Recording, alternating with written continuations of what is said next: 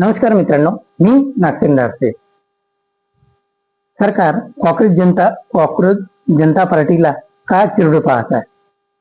मित्रांनो, 15 मे 2026 ला देशाचे सर्वोच्च न्यायालयाचे सरन्यायाधीश सूर्यकांत यांनी एका प्रकरणामध्ये उपेक्षितपणे देशातील तरुणाईला संबोधून त्यांना कॉक्रोच म्हणून संबोधले आणि त्यामुळे संपूर्ण देशातील जो बेरोजगार तरुण आहे हा पेटून उठला आणि त्यांनी ट्विटरवर एक डिजिटल आंदोलन सुरू केले, ज्याला त्यांनी कॉक्रोच जनता पक्ष किंवा कॉक्रोच जनता पार्टी असे नाव दिले.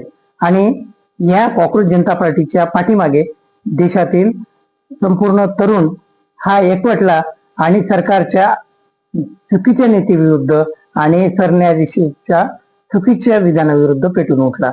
त्याला अलीकडच्या काळामध्ये ऍडव्होकेट प्रकाश आंबेडकर आणि अण्णा हजारे यांनी देखील तरुण वर्गाला आपला पाठिंबा दर्शवला आणि त्याबरोबरच देशातील इतरही प्रमुख राजकीय पक्षाचे जे नेते आहेत यांनी देखील तरुणाईचा हा जो प्रश्न आहे आणि ही जी सध्याची परिस्थिती आहे याला समर्थन केले.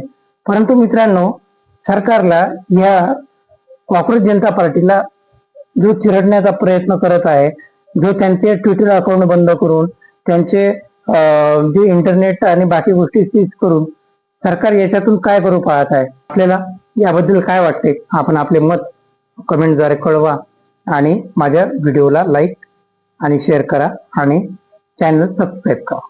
नमस्कार.